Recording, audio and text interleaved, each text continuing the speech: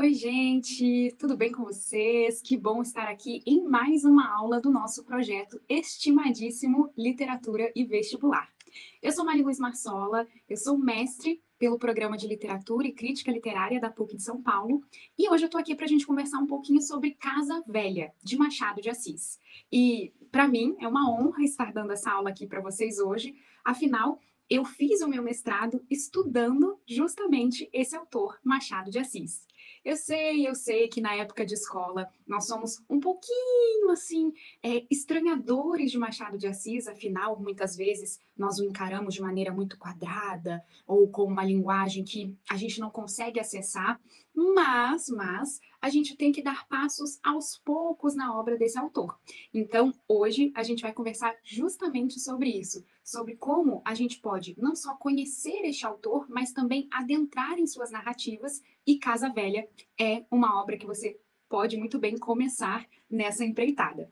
E essa aula, vocês verão que a gente vai ter como se fossem blocos. Então, neste primeiro bloco, nessa primeira aula, a gente vai ter um foco e depois a gente vai ter outras duas aulas com dois diferentes focos, mas tudo tratando sobre essa mesma obra de Machado de Assis. Eu preparei uma apresentação que eu vou projetar aqui na nossa tela para, né, a gente conseguir conversar de maneira um pouco mais ilustrativa mesmo, né? Então, Casa Velha é uma obra que recentemente foi inserida na lista do vestibular da Unicamp. Então, nós aí fizemos essa questão de trazer para vocês um pouco sobre esta obra. Neste primeiro bloco, a gente vai ter então a apresentação do autor. Nós vamos falar um pouco sobre a vida de Machado de Assis e sobre a sua obra. Num segundo momento, em uma outra aula, cujo o vídeo você pode assistir apenas clicando no link aqui que está na descrição desse vídeo, então você consegue ter acesso às duas outras aulas que a gente vai ter, publicadas aqui no nosso canal.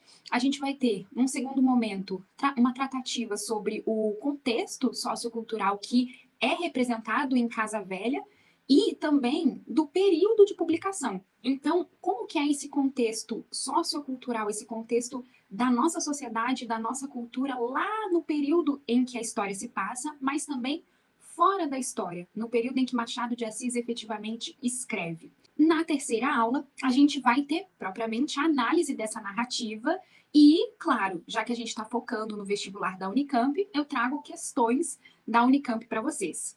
Falando então aí sobre essa primeira parte, o autor Machado de Assis. Bem, Machado de Assis, gente, nasceu tem um tempinho, lá no século XIX, mais precisamente no ano de 1839. E ele faleceu no século passado, em 1908. E ele nasceu e morreu na cidade do Rio de Janeiro. Inclusive, Machado de Assis é, assim, um grande apaixonado por tratar de suas histórias diante da mesma localidade, Rio de Janeiro. Nós hoje sabemos que Machado de Assis, sim, saiu do Rio de Janeiro para tratar de um momento que ele teve de uma doença bem aguda. Então, ele foi se tratar num hospital em Nova Friburgo, também no estado do Rio de Janeiro. E há evidências também de que ele foi um pouquinho mais longe e foi perto ali da região de Volta Redonda, Barra Mansa, mas foi uma passagem, foi muito rápido. De maneira geral, a vida toda de Machado de Assis se deu realmente na cidade, na capital do estado do Rio de Janeiro. E sobre a infância dele, ele teve uma infância muito pobre, uma infância muito difícil. Os seus avós haviam sido escravizados, seus pais não eram mais pessoas escravizadas, mas os seus avós tinham sido e conseguiram a libertação. Mas o contexto de vida e de nascimento desse autor não foi um contexto muito fácil. Ele vivia numa certa condição de agregado, e é por isso também que, em suas narrativas, nós conseguimos ver essa condição de agregado tão forte sendo tratada, porque era também uma condição muito veemente no século XIX, então ele consegue retratar isso em suas narrativas. E nessa época, ele conseguiu ter um certo auxílio daquela que foi sua madrinha, e era dona da chácara em que ele e os seus pais moravam nessa condição de agregados. Eles não eram agregados como José Dias, de Dom Casmurro, aquele agregado que vive completamente próximo ali dos donos da casa.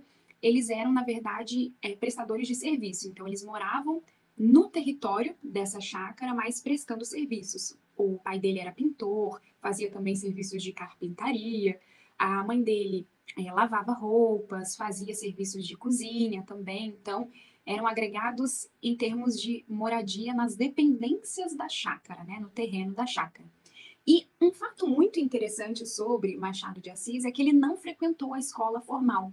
Então, essa escola, como nós conhecemos hoje, né, de ir à escola todos os dias, aprender português, matemática, geografia, história, não. Machado não teve acesso a isso. Na verdade, apenas as pessoas da elite tinham condição de fazer isso no século XIX e, como eu falei, do contexto de Machado de Assis, era complicado que ele conseguisse alcançar tal fato, né, de frequentar a escola.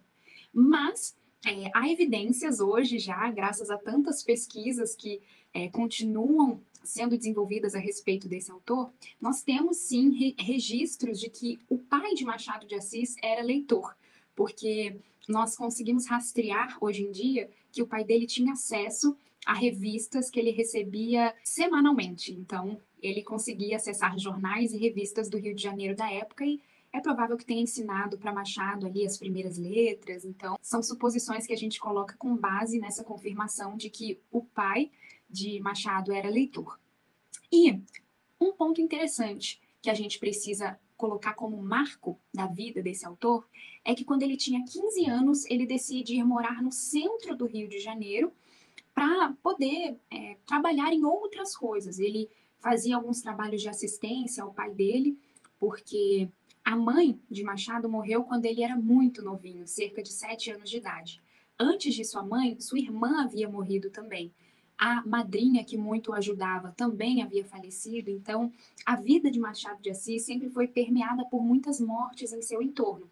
Eles moravam no Morro do Livramento, então era um pouco afastado do centro da capital Rio de Janeiro. Então, após essas sucessivas mudanças e um avanço aí na idade, 15 anos naquela época já dava para ir enfrentar o mundo, vejam só. Machado decide então mudar-se para o centro do Rio de Janeiro. E essa mudança é muito importante para a trajetória desse autor, porque aí ele passa a fazer parte de grupos literários, grupos de engajamento, por exemplo, um grupo que foi crucial para a sua atividade literária foi a sociedade que ele e alguns colegas criaram de nome Sociedade Petalógica, em que esses colegas iam um a um pegar livros emprestados no Gabinete Real de Literatura e cada vez um desses colegas pegava um livro para fazer a leitura, ali uma leitura performática em meio a essa sociedade, esse grupo que eles tinham. E mais para frente esse grupo passou a fazer publicações em jornais, publicações sempre pautadas pela ironia, mas que tratavam de assuntos políticos, econômicos e sociais do Brasil daquela época. Então, foi aí que começou realmente o engajamento de Machado de Assis frente à literatura e à sua produção escrita. A gente também pode pensar, com base nisso, que é aí que começa a construção de Machado de Assis sobre si próprio. Então, eu gosto muito desse termo, é um termo que inclusive eu utilizei na minha dissertação do mestrado, que é Machado de Assis, um construtor de si mesmo. Porque Machado de Assis foi progressivamente conquistando o seu espaço, não somente em termos sociais, mas em termos literários. Como eu disse, ele não frequentou a escola formal, ele não teve acesso, como os demais colegas, a uma formação básica de maior qualidade, com tutores, com influências externas, professores vindos da Europa para ensiná-lo, enfim. Ele precisou galgar o seu espaço, aprender da melhor maneira e também se engajar, se envolver. Machado de Assis trabalhava em jornais nesse primeiro momento, começou a publicar, fazer críticas, a trabalhar como tipógrafo em jornais, mas além disso, ele todos os dias tinha um trabalho intenso de formação de si próprio. E com isso, ele foi galgando seu espaço, passando a ser conhecido, a ser uma figura em que queriam que ele prestasse serviços. Então, mesmo em sua condição de um homem negro, que a gente sabe que naquela época era uma condição de um país que passava por um regime escravocrata, que olhavam para Machado de Assis e poderiam fazer os mais diversos julgamentos, ou o próprio Machado de Assis olhava à sua volta, via pessoas do seu mesmo tom de pele, da sua cor, e vivendo as mais terríveis agruras, passando por trabalhos forçados. Então, a gente olhar para Machado de Assis e ver que ele galgou esse espaço por esforço próprio, por luta própria, sem precisar fazer um contato aqui, outro acolá, aquele famoso puxa-saquismo que a gente sabe que às vezes acontece, né? Então, eu gosto muito de pensar nesse viés desse autor. É por isso também que eu admiro tanto. Não são apenas as suas qualidades literárias, são as suas qualidades de esforço e de tentativa de lutar e vencer por si próprio. E falando um pouquinho aí sobre sua vida pessoal, ele foi casado com Carolina Augusta Novaes, a famosa Carolina. Eles se casaram em 1869. Carolina era uma portuguesa, então eles sofreram um pouco a dificuldade de aceitação da família dela por conta do casamento, né? Afinal, como eu falei, Machado de Assis um homem negro, um homem pobre. Então, a família relutou muito para aceitar o relacionamento de ambos, mas no fim eles conseguiram se casar e passaram anos e anos casados. Carolina, inclusive, foi uma grande auxiliadora de Machado de Assis. Ela era uma intelectual, com o seu pai e o seu irmão. Eles eram muito ativos em termos de produção literária, então era uma família de leitores. Carolina tinha muitas ideias, ouvia as leituras de Machado de Assis, pontuava, sugeria. No início da escrita de Memórias Póstumas de Brás Cubas, Machado de Assis estava tão doente que ele ditou para Carolina as primeiras partes dessa obra e ela foi transcrevendo. Então, é muito interessante ver essa coparticipação deste casal aí na construção da literatura deste autor. E é interessante que essa luta de Machado de Assis por sua construção fez com que ele conquistasse alguns cargos públicos muito importantes. Por exemplo, ele chegou a ser chefe da segunda seção do Ministério da Agricultura aqui no Brasil. Então, olha que interessante, olha como que essa luta, essa vontade de alcançar novos degraus fez com que ele chegasse tão alto na carreira dele, né? E com isso, em meio a toda essa trajetória, ele foi um dos idealizadores da Academia Brasileira de Letras, a famosa ABL, e também foi eleito seu primeiro presidente. Então, há até uma estátua de Machado de Assis logo na entrada da Academia Brasileira de Letras, que é uma excelente homenagem, né? E Machado de Assis, pessoal, publicou em todos os gêneros literários, desde o romance até o teatro. A gente vai falar um pouquinho sobre isso. E eu destaco aqui os romances porque Casa Velha está inserida dentro dos romances desse autor.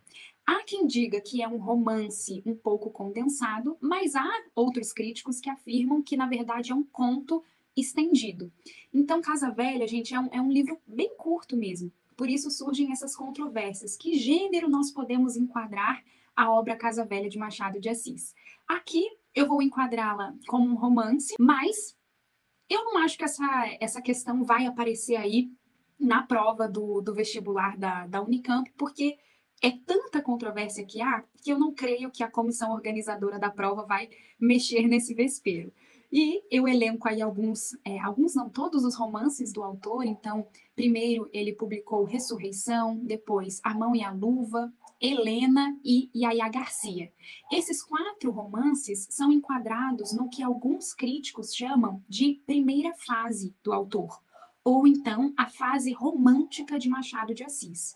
E a segunda fase começa com Memórias Póstumas de Brás Cubas, é chamada a fase realista do autor. Depois nós temos Casa Velha, depois Quincas Borba, Dom Casmurro, Esaú e Jacó e Memorial de Aires. Essas obras, por sua vez, são consideradas as obras mais magistrais, as obras mais desenvolvidas, aquelas em que Machado de Assis estava na sua fase madura de escrita. Quero dizer aqui que eu, Mariluz, eu não gosto muito dessa divisão. Por quê? Porque eu acho que este tal Machado da segunda fase não teria existido se não fosse o da primeira fase. Então, eu acredito que desde Ressurreição até Memorial de Ares há um eco e que se complementam, que as obras se ajustam.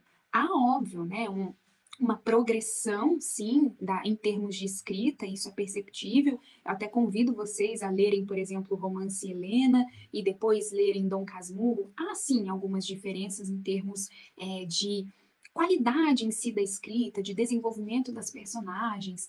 Porém, a gente vê muitos traços em Helena que estão presentes de maneira mais densa em Dom Casmurro, por exemplo. Então, uma dentro da outra, como a fruta dentro da casca. Eu gosto dessas duas fases juntas. Mariluz Marsola não separa as fases, mas vocês verão quem as separa. Então, só para delimitar aqui um pouco todas as obras de Machado de Assis, no sentido de a obra completa, né, tudo que esse autor produziu, ele foi desde conto, romance, poesia, crônica, teatro, crítica, tradução, enfim, Machado de Assis trabalhou em todos os gêneros literários. Nessa parte de tradução, ele chegou a traduzir o poema O Corvo, de Edgar Allan Poe, então era um grande conhecedor da literatura internacional, sempre muito atento e muito envolvido, de modo que ele pudesse pegar não apenas referências de seus antecedentes criativos, mas que ele pudesse se inspirar propriamente. Então, eis aí um autor muito denso em suas produções, mas que também conseguia permear os vários gêneros. Trouxe aqui algumas curiosidades que eu acho interessante, eu acho que a gente gosta daquela fofoquinha, né, gente? A fofoquinha dá uma força para a gente poder se entrosar um pouco mais com o autor. Então, olha só, primeira curiosidade que eu trago aí para vocês é que Machado de Assis teve uma paixão por uma atriz de teatro antes de se casar com Carolina. Então, quando ele passou a residir ali no centro do Rio de Janeiro, ele se interessou por essa atriz, mas assim, não houve grandes avanços esse relacionamento, não. Era uma coisa um pouco mais platônica, mas existiu. Houveram relatos, tanto que a gente consegue saber disso hoje. Há também uma polêmica muito famosa entre Machado de Assis e o português Essa de Queiroz. Por quê? Porque houve uma crítica que Machado de Assis escreveu a respeito de duas obras de Essa de Queiroz, que houve aí um fogo entre ambos. Machado de Assis insinuou nessa crítica que tanto a obra O Crime do Padre Amaro quanto O Primo Basílio, que são as duas mais famosas obras de Essa de Queiroz, tinham assim indícios de plágio de obras anteriores e também que não eram tão densas, que não eram obras tão intensas, que não tinham personagens tão enriquecidos em suas problemáticas e seus conflitos. Então, teve aí essa ligeira insinuação que foi respondida por Essa de Queiroz e que ele esclareceu que, na verdade, suas obras haviam sido publicadas antes das obras que Machado de Assis acusou de que eram fruto do plágio. Então, foi uma questão aí que vale a pena conferir o texto em que Machado de Assis fala isso e depois as respostas do português Essa de Queiroz. Uma coisa importante de se falar também é que houve sim uma luta literária de Machado de Assis contra a escravidão. Muitas vezes esse autor é colocado como alguém que não lutou de maneira ativa contra o regime escravocrata da época, porém, isso não é verdade. Machado de Assis sempre fez críticas muito refinadas e muito enraizadas em algumas de suas obras. Por exemplo, o conto O Pai contra a Mãe, o conto O Caso da Vara, são algumas produções em que mostram o mais terrível, uma crítica severa à escravidão brasileira, mas que, porém, naquela época talvez nem todos conseguiram captar. E em relação à presidência da Academia Brasileira de Letras, Machado de Assis foi praticamente unânime escolhido para ser o primeiro presidente da Academia Brasileira de Letras, mas ele não recebeu um voto, o dele próprio. Então, ele foi o único que não votou em si mesmo, ele poderia até, mas ele não votou em si mesmo para a presidência. Então, esse é um fato interessante que mostra até mesmo a humildade do autor, né? Então, pessoal, fechando aí esse nosso primeiro bloco de aula, vamos recapitular o que nós fizemos nessa primeira aula, que foi apresentar, então, a vida do autor de Casa Velha, algumas informações tanto pessoais quanto profissionais desse autor. A gente elencou também os romances que Machado de Assis publicou e também mostramos que ele publicou em outros demais gêneros e trouxe também algumas curiosidades aí da trajetória deste que é o tido como bruxo do Cosme Velho. Se você ficou com alguma dúvida, eu deixo aí o meu e-mail em que você pode encaminhar a sua dúvida para mim. Eu vou ter um enorme prazer de conversar com você sobre Machado de Assis. Essa é a nossa primeira aula, mas eu te encontro já já na aula 2. Até lá!